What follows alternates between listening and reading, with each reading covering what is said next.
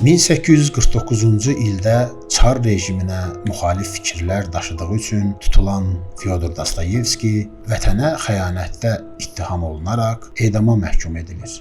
22 dekabr sabahı Semyonevski meydanında edam manqasının qarşısına çıxarılır. Gözləri bağlı şəkildə ölümü gözləməyə başlayır. Əgər Dostoyevski həmin sabah edam edilsəydi, görəsən nə olardı?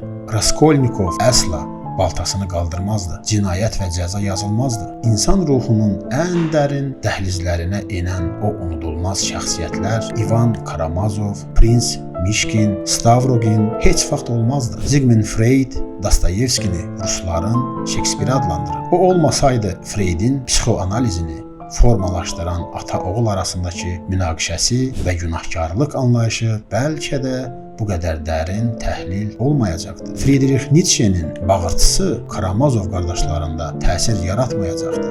Yaradılış, ibtidai həyat mübarizəsi, Jean-Paul Sartre və Albert Camus öz ilham qaynaqlarını itirəcəkdilər.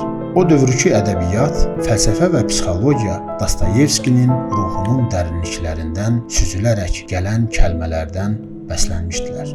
Əgər o sabah tüfənglərdən atəş səsləri ucalsaydı, dünya Dostoyevskinin əsərlərində özünü görmə imkanını itirəcəkdi. Tüfənglərin açılmasına az qalmışdır ki, Çardan bir əmr gəldi. Çar son anda Dostoyevskinin cəzasını edamdan sürgünə çevirmişdi. O an Dostoyevskinin həyatı geriyə dönsə də əvvəlki Dostoyevski olmadı. Ölümə bu qədər yaxınlaşmış bir insan həyatın mənasını yenidən yazmaq məcburiyyətində idi. Sibir sürgünündəki illəri onu xalqın ağrıları ilə tanış etmişdi. İnancını və fikirlərini dərinləşdirmişdi. Məhz buna görə Dostoyevski sadəcə böyük bir yazar olmadı. İnsan ruhunun ən böyük kəşflərindən biri oldu. Çünki ölümün kəndarında həyatın gerçəkliklərini görmüşdü.